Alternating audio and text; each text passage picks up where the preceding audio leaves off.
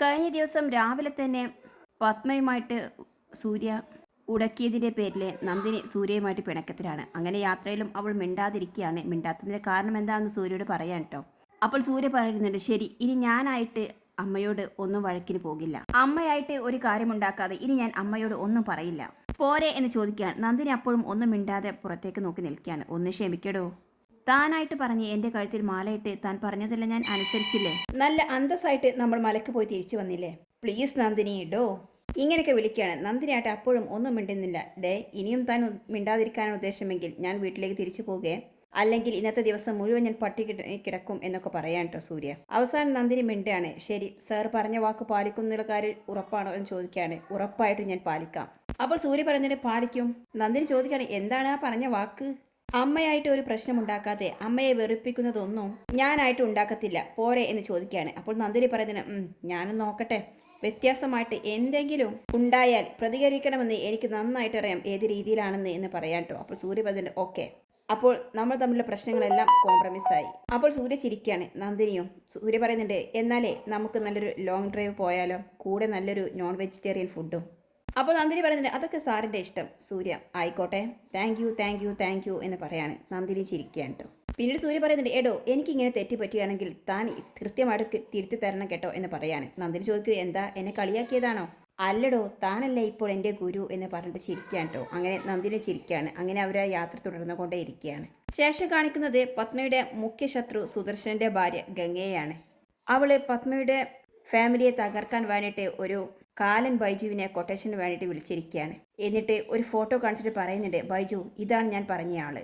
ബൈജു ആ ഫോണിലേക്ക് നോക്കുകയാണ്. അത് എതിസാറിന്റെ ഫോട്ടോയായിരുന്നു. ഗംഗ പറയുന്നുണ്ട്, ഇത് യതീന്ദ്രൻ, ഇതാണ് ഏട്ടന്റെ ബന്ധു. പിന്നീട് പത്മയുടെ ഫോട്ടോ കാണിച്ചിട്ട് പറയുന്നുണ്ട്, ഇവരാണ് മുഖ്യ കാരണക്കാർ. ഏട്ടന് വധശിക്ഷ വാങ്ങിച്ചു കൊടുത്ത ഒരേ ഒരു ഒരുത്തി, ബിസിനസ്സിലെ ഉരുക്കുവനിത എന്നൊക്കെയാണ് ഇവരെ അറിയപ്പെടുന്നത് എന്നൊക്കെ പറയാണ്. പിന്നീട് ഇന്ദ്രജയുടെ ഫോട്ടോ, വേദയുടെ ഫോട്ടോ എല്ലാം അവിടെ നിന്ന് കാണിച്ചു കൊടുക്കുകയാണ് കേട്ടോ. ഇതിലാരെയാണ് മാഡം നമ്മൾ കൊട്ടേഷൻ എടുക്കുന്നതെന്ന് ചോദിക്കുകയാണ് ബൈജു. ഗംഗ പറയുന്നുണ്ട്, ഇവരിൽ ആരുമല്ല, ഇതെല്ലാം നമ്മുടെ സെക്കൻഡ് ഓപ്ഷനാണ്, ഇവരെയാണ് നമ്മൾ കൊട്ടേഷൻ എടുക്കുന്നത് എന്ന് പറഞ്ഞിട്ട് സൂര്യയുടെയും നന്ദിനിയുടെയും ഫോട്ടോ കാണിച്ചു കൊടുക്കുകയാണ്. എന്നിട്ട് ഇതാണ് പത്മയുടെ മകനും മരുമകളും എന്ന് പറഞ്ഞിട്ട് അവരുടെ പേരൊക്കെ പറഞ്ഞ് പരിചയപ്പെടുത്തി കൊടുക്കുകയാണ് കേട്ടോ. ഇവരെയാണ് നീ ഇനി പിന്തുടരേണ്ടത്. ആ ഫോട്ടോ നോക്കിയിട്ട് ബൈജു പറയുന്നുണ്ട്, ഇതൊക്കെ ചീള് കേസല്ലേ, ഇത് ഞാൻ ഏറ്റു. അപ്പോൾ ഗംഗ പറയാണ്, 3 ദിവസം അത്രയാണ് നിനക്ക് നിശ്ചയിച്ചിരിക്കുന്ന സമയം. അതിനിടയിൽ പത്മയുടെ കുടുംബത്തിലൊരു മരണം, പത്മയുടെ കുടുംബത്തിന് എന്നേക്കുമായിട്ടൊരു നാശം, അത് സംഭവിച്ചിരിക്കണം. അപ്പോൾ ബൈജു പറയുന്നത്, 1,00,000 ദിവസം എന്നൊക്കെ പറയുന്നത് എന്നെ സംബന്ധിച്ച് വളരെ കൂടുതലാണ് മാഡം. ഞാൻ ഇതിൽ 24 മണിക്കൂർ മാത്രമേ ചോദിക്കുന്നുള്ളൂ എന്ന് പറയാണ്. അപ്പോൾ ഗംഗ പറയുന്നുണ്ട്, കരുതുന്നത്ര നിസ്സാരക്കാരനല്ല സൂര്യ.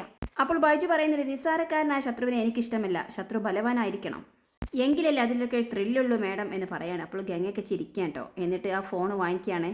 ശേഷം സൂര്യയുടെയും നന്ദിനിയുടെയും ഫോട്ടോ ബൈജുവിൻ്റെ ആളുകളുടെ ഫോണിലേക്ക് അയച്ചു കൊടുക്കുകയാണ്. അപ്പോൾ ഗംഗയുടെ സഹോദരൻ അവിടെ നിൽപ്പുണ്ടായിരുന്നു. അത് പറയുന്നുണ്ട്, അതെ, കാലൻ എന്നുള്ള വിളിപ്പേര് കിട്ടിയത് എങ്ങനെയാണ് ഞങ്ങൾക്കറിയാം, മരണത്തിൽ കുറഞ്ഞതൊന്നും ഞങ്ങൾ പ്രതീക്ഷിക്കുന്നില്ല. അപ്പോൾ ബൈജു പറയുന്നുണ്ട്, എൻ്റെ വിളിപ്പേര് കാലൻ എന്നാണെങ്കിൽ ആ വാക്ക് ഞാൻ പാലിച്ചിരിക്കും. എന്നിട്ട് ഗംഗയോട് പറയുന്നുണ്ട്, മാഡം വീണ്ടും ജയിലിൽ കിടക്കുന്ന സാറിനെ കാണാൻ പോകാൻ തയ്യാറായിരിക്കും, മരണവാർത്ത ഞാൻ കൊണ്ടുവന്നിരിക്കും, ബൈജു ആണ് പറയുന്നത്. എന്നിട്ട് പോക്കറ്റിൽ നിന്ന് ഫോൺ എടുത്ത് അവിടെ കൂടെയുള്ളവർക്ക് ഫോൺ ചെയ്യാൻ കേട്ടോ. ഇതെല്ലാം കേട്ട് ഗംഗയും സഹോദരൻ നല്ല കോൺഫിഡൻസോട് കൂടി ചിരിച്ചു നിൽക്കുകയാണ്. ശേഷം കാണിക്കുന്നത് സൂര്യയുടെ വീടാണ്. അവിടെ എതിസർ താഴേക്ക് ഇറങ്ങി വരുമ്പോൾ പത്മ സോഫയിൽ നിന്ന് ഫോൺ നോക്കിയാണ് കേട്ടോ. അദ്ദേഹം വരുന്നത് കണ്ട് പത്മ ഫോൺ താഴെ വെക്കുകയാണ്. എതിസർ പറയുന്നുണ്ട്, പത്മ, സുരേന്ദ്രന്റെ മോളുടെ അഡ്മിഷൻ അടുത്ത ആഴ്ചയാണ്, അതിനു മുൻപ് നമുക്ക് പോകണ്ടേ? പത്മ തലയാട്ടിക്കൊണ്ട് പറയുന്നുണ്ട്, അതെ, പോകണം. ആ കുട്ടിയുടെ പേരിൽ കുറച്ച് ഫിക്സഡ് ഡെപ്പോസിറ്റ് ഇടുന്ന കാര്യം നമ്മൾ പറഞ്ഞിരുന്നല്ലോ, അതും നമുക്ക് ചെയ്യാം. അപ്പോൾ എതിസർ പറയുന്നത്, എത്രയൊക്കെ പറഞ്ഞാലും സുരേന്ദ്രന്റെ മരണത്തിന് ഇതൊന്നും പകരമാകില്ല. ഈ സുരേന്ദ്രൻ എന്ന് പറഞ്ഞത് ഇപ്പോൾ പത്മയുടെ കുടുംബത്തിനെ കൊട്ടേഷൻ കൊടുത്ത സുദർശൻ കൊന്ന ആളാണ്. പത്മ പറയുന്നത്, സുരേന്ദ്രൻ നമുക്ക് വേണ്ടി ബലിയാടായതാണ്. അന്ന് സുദർശനും അവൻ്റെ കൂട്ടാളികളും നമ്മുടെ കാർ തടഞ്ഞു നിർത്തി നമ്മളെ ആക്രമിച്ചപ്പോൾ മരണത്തിൻ്റെ തൊട്ട് മുന്നേ നിൽക്കുകയായിരുന്നു നമ്മൾ രണ്ടുപേരും. സുരേന്ദ്രൻ ആ സമയത്ത് ഓടിയെത്തിയില്ലായിരുന്നെങ്കിൽ ഇന്ന് നമ്മൾ ജീവനോടെ ഉണ്ടാകിയിരുന്നില്ല അല്ലേ എന്നൊക്കെ പറയാൻ കേട്ടോ.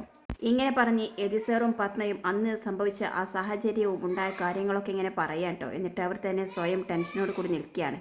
പത്മ പറയുന്നത്, സുദർശനെ തൂക്കുകയറെങ്കിലും വാങ്ങിക്കൊടുക്കണം എന്ന് കരുതിയിട്ടാണ് അന്ന് സുപ്രീം കോടതിയിൽ പ്രാക്ടീസ് ചെയ്തിരുന്ന ജഡ്ജിയെ തന്നെ നമ്മൾ കൊണ്ടുവന്നത്. പക്ഷേ ആ കൂട്ടക്കൊലയിൽ ജീവപര്യന്തത്തിൽ ഒതുങ്ങി, എന്തായാലും അവൻ പുറത്തിറങ്ങുമല്ലോ, അപ്പോൾ കാണിച്ചു കൊടുക്കാം എന്നൊക്കെ പറയാട്ടോ പത്മ.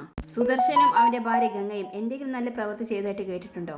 സുദർശൻ ജയിലിലായ ശേഷവും ഗംഗ പലയിടത്തും നടന്ന് നമ്മളെ ഭീഷണിപ്പെടുത്തിയിട്ടുണ്ട്. ഒന്നും ഞാൻ അറിയാനിട്ടല്ല, വേണ്ടാന്ന് വെച്ചതാണ് എന്ന് പറയാണ് പത്മ. ഇത് സർ പറയുന്നത് നന്നായി. അത്തരക്കാരോട് കൂടുതൽ പ്രശ്നത്തിന് പോകാതിരിക്കുന്നതാണ് നല്ലത്. സുരേന്ദ്രന്റെ ഭാര്യക്കും മകൾക്കും എന്നും സംരക്ഷണത്തിനായി നമ്മൾ ഉണ്ടാകണം. അവന്റെ ജീവന്റെ വില എന്ന് പറയുന്നത് നമ്മൾ രണ്ടുപേരുടെയും പ്രാണന് തുല്യമാണ്. അപ്പോൾ പത്മയും പറയുന്നുണ്ട്, അതെ, അവരുടെ കാര്യത്തിൽ ഒരു വീഴ്ചയും വരില്ല. വേണ്ടത് എന്താന്ന് വെച്ചാൽ നമുക്ക് ചെയ്യണം എന്ന് പറയാൻ കേട്ടോ. ശേഷം കാണിക്കുന്ന സൂര്യയും നന്ദിനിയാണ്. അവർ യാത്രയിലെ തമാശകളൊക്കെ പറഞ്ഞ് പൊട്ടിച്ചിരിക്കാണ്ട് രണ്ടുപേരും. നന്ദിനി ചിരിച്ചുകൊണ്ട് പറയുന്നുണ്ട്, എന്ത് രസമുണ്ട് സാറിന്റെ കോളേജിലെ ലൈഫ് കേൾക്കാൻ.